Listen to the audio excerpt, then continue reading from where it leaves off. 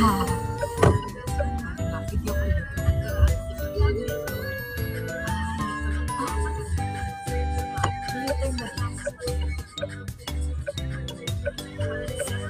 Yes, oo, ayun pa pala, may share ako about sa experience namin sa Japan, maliban sa mga nagustuhan ko. Pinaka nagustuhan ko sa Japan, meron kasi doon sa hotel namin, may malapit na parang escape room. So, ang tawag sa kanya, Tokyo Mystery Circus. Ayan, so yun yung tawag doon. Tapos, tatry lang namin sana, check namin kung may English, ganyan. Syempre, Japanese ang game yun. So, tinanay namin. Tapos, merong English. Tapos, ang bongga doon, sa dako yung theme ng game. So, amazing. Sabi ko, try na natin. Pinipilit ko pa siya. Kasi medyo natagalan kami bago nag-start kasi nga pinipilit ko pa siya.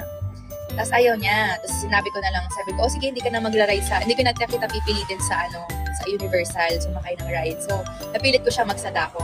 So, yun, excited na ako kasi nga, nakakatakot yun eh. So, nag-start na yung game namin, pumasok na kami sa room. Tapos,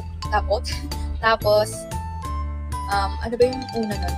Medyo madilim pa. So, una nun, parang may TV. Yung kung paano sa movie. Di ba may TV, tapos may sofa, tapos di ba may lalabas sa TV na Tagalog ng bangin. Balon pala, bangin. Balon, tapos, yun, di ba, yung nakikita nyo dun sa movie, gano'n. Tapos, start na kami, naghanap na kami ng clue, basta, pumunta na sa next door, ganyan. Tapos, nandun na kami sa pangalawa, di medyo malaki siya. Tapos, madami siyang clue. Actually, so, sobrang amazing ng game kasi meron siyang tablet. So, may hawak kami tablet, may kausap kami doon. Tapos, siya yung nagbibigay sa amin ng clue, ganyan, para mahanap namin yung sagot. Ayan. Tapos, nagulat kami din, naghahanap na kami ng clue, ganyan. Paano ko? Hanap na kami ng clue. Tapos, doon na kami nagulat kasi doon sa game na yon, hindi siya katulad dito sa Breakout, diba? Breakout or sa Mystery Manila, yung mga ganyan. Hindi siya yung parang 1 hour, isang grupo lang kayo sa isang room doon. Sa isang room, pwede may pumasok na ibang grupo. Yan. So, nagulat kami, biglang may pumasok. Kasi nga medyo natatakot na kami. Siyempre, gano'n na naman. Hindi nagulat na naman ako. Alam niyo guys, sa lahat sa buong game namin, doon na, sa kanya talaga ako nagugulat. Hindi nagulat na kami doon sa pumasok. Nasagot na naman yun sa pangalawang room. So, pumasok na kami doon sa pangatlo. Sobrang din ulit. Tapos, ang gagawin naman, ipapasok namin yung kamay namin kasi meron kami pipindutin. So, kami syempre, taranta na kami. Uy, ikaw na. Puro ganyan kami. Syempre, si ate girl, ay nako, hindi niya na naman kaya. Tapos, meron kaming flashlight. Tapos, ginamit niya yun pang pindot. Hindi andugan niya. Kasi ako maano ko eh. Pero chinek ko muna. Wala namang mananakot. Pero meron something doon sa loob doon sa loob. Matatakot ka kapag di mo chinek. So, na-open naman namin. Sagulat na naman ako kasi doon sa subject.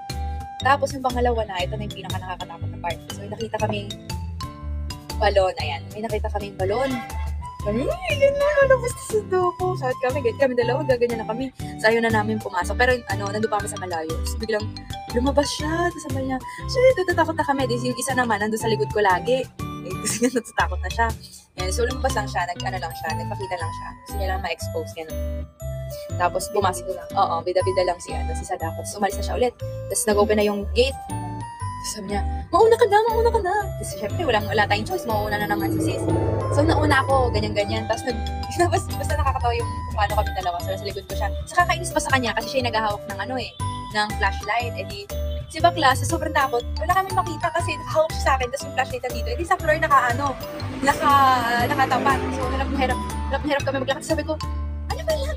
Tapat mo sa dadaan natin. Wala akong makita. Ganyan. Nakaaway na kami. Tapos, nung papasok na, napalagpas na kami sa balon. Biglang siya lumabas dun sa wall. Meron pala dun na bintana na bababa. Hindi nakatalikod ako. Nagulat na naman ako sa kanya kasi ganyan na naman siya. Takot na naman ako. Tapos nagulat ako kasi nagulat ako.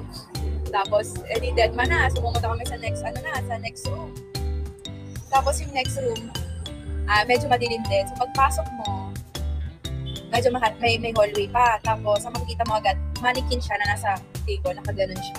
Tapos sabi namin, nakakatakot. Tapos syempre, pag competitive kami, ayaw namin matalo. So, pumasok ako. Ako na naman.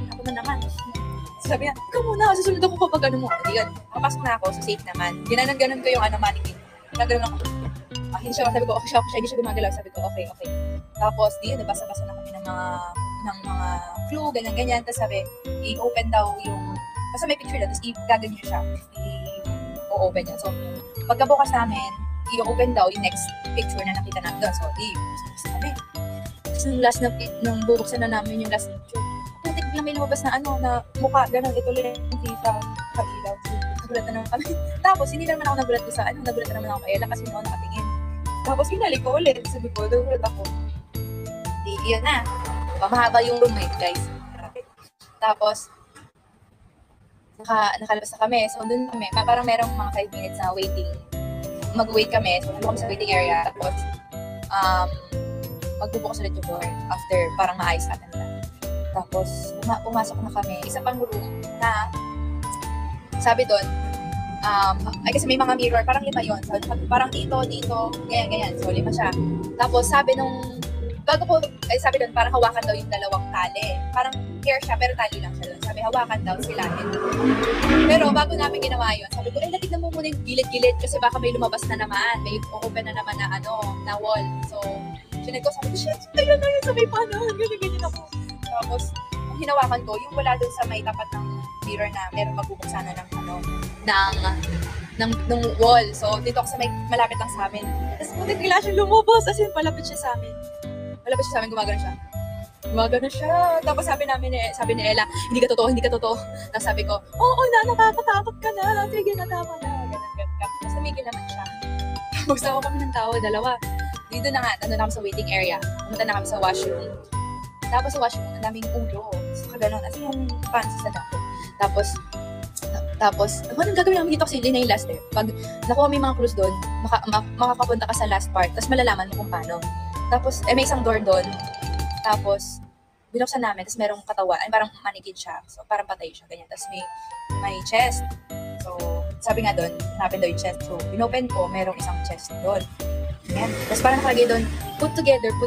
Tapos, ano ba to? Ganyan. So, lahat ng ulo ginaganto namin.